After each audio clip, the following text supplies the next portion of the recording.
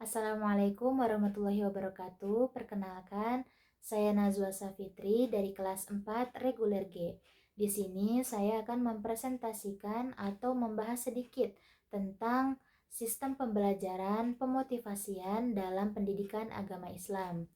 Pendidikan merupakan suatu usaha untuk membentuk karakter seseorang atau karakter seorang peserta didik. Nah, dalam pendidikan itu tidak hanya sekadar penyampaian materi saja, namun dibutuhkan dorongan atau menanamkan minat pada peserta didik dalam sebuah pembelajaran. Salah satu sistem belajar yang akan kita gunakan atau kita bahas adalah tentang motivasi. Motivasi sendiri itu berarti sebuah daya penggerak, di mana daya penggerak ini memiliki peran yang penting dalam sebuah sistem belajar.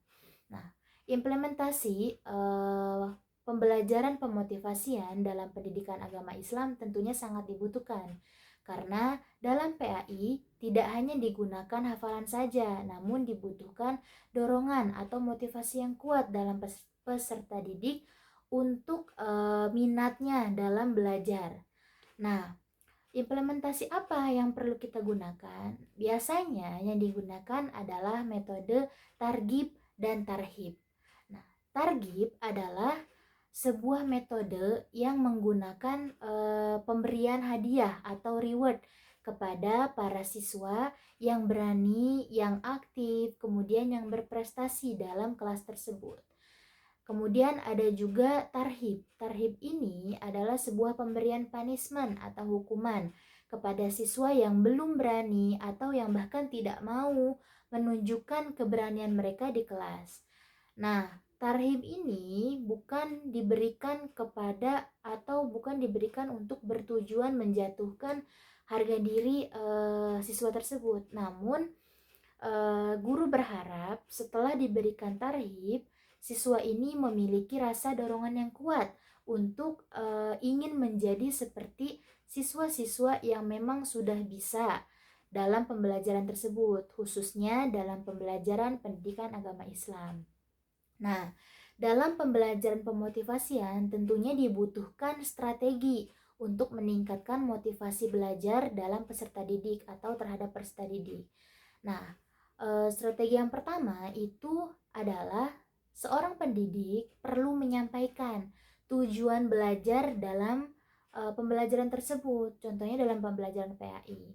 Seorang pendidik harus bisa menyampaikan tujuan apa yang kita dapatkan atau hasil akhir apa yang kita dapatkan setelah belajar PAI kepada peserta didik, supaya peserta didik itu memiliki minat yang kuat untuk belajar PAI. Kemudian yang kedua yaitu tadi adanya metode targhib dan tarhib. Kedua metode ini dilakukan bukan untuk membedakan mana anak-anak yang pintar dan mana anak-anak yang kurang pintar. Namun metode ini digunakan untuk meningkatkan rasa keingintahuan peserta didik dalam belajar PAI. Kemudian yang selanjutnya yaitu menggali potensi dari peserta didik tersebut. Jadi bukan hanya sekadar menanamkan minat mereka terhadap PAI, namun kita juga perlu menggali potensi apa yang mereka miliki dalam pembelajaran PAI tersebut. Nah, tentunya dalam sistem pembelajaran ini ada beberapa kendala yang seringkali ditemukan. Salah satunya itu adalah kurangnya minat siswa tadi terhadap pembelajaran PAI. Maka dari itu, guru juga berperan penting untuk menanamkan minat itu. Karena hal ini bisa dimulai dari yang kecil, dari tentang dasar-dasar Islam dulu, sebelum kepada pendidikan Islam yang lebih tinggi lagi.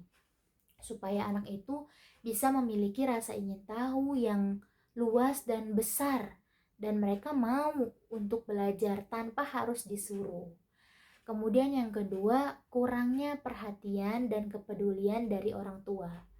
Ketika di sekolah, anak sudah memiliki minat belajar yang baik dan bagus, namun kemudian sampainya di rumah tidak ada dukungan atau pujian dari orang tua, maka itu akan membuat psikologis anak itu menjadi rendah, minat anak itu bisa berkurang karena tadi tidak adanya kepedulian dari orang tua mereka setelah anak-anak ini sampai di rumah. Anak-anak terutama yang masih kecil atau remaja, tentunya dia butuh kepedulian dan perhatian yang tinggi dari orang tua. Mereka ingin orang tua mereka memperhatikan perubahan apa sih yang ada pada diri anak tersebut setelah kembali dari sekolah gitu. Sebagai orang tua tentunya kita harus bisa bertanya terhadap anak, apa yang sudah dilakukan di sekolah, hari ini belajar apa yang didapat, lalu melihat perubahan apa yang ada pada diri mereka gitu. Kemudian yang ketiga, FOMO atau mengikuti teman sebaya.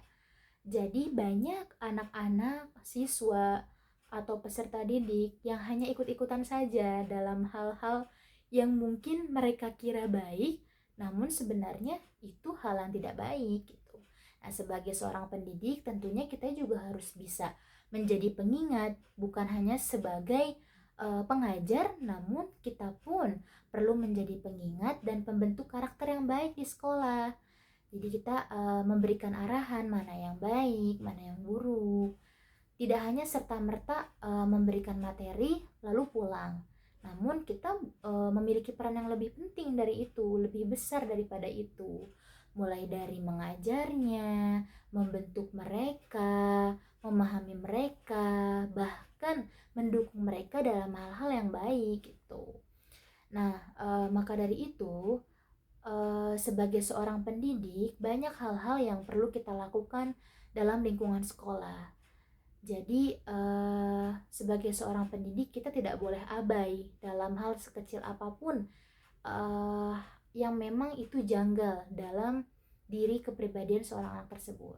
Kita perlu menggali potensi mereka, walaupun itu bukan dalam pembelajaran PAI, kita perlu menggali potensi mereka.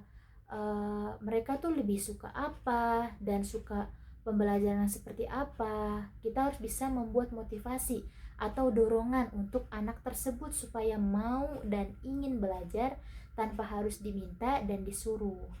Jadi kesimpulan dari sistem pembelajaran pemotivasian ini adalah tentunya dorongan itu sangat dibutuhkan dalam pembelajaran, khususnya dalam pendidikan agama Islam. Karena PAI itu tidak hanya sekadar mengajarkan materi dan menyampaikan materi tentang Islam aja, tapi juga menanamkan dalam diri anak-anak untuk memiliki nilai-nilai Islam tersebut, mulai dari nilai yang dasar sampai nilai yang tinggi. Nah, maka dari itu belajar itu bukan hanya sekadar menghafal dan memahami, namun perlu dorongan yang kuat dalam sebuah pembelajaran, baik itu dari pendidik ataupun dari orang tua. Sekian dan terima kasih. Akhirul kalam, mohon maaf apabila ada salah kata dan salah ucapan. Wassalamualaikum warahmatullahi wabarakatuh.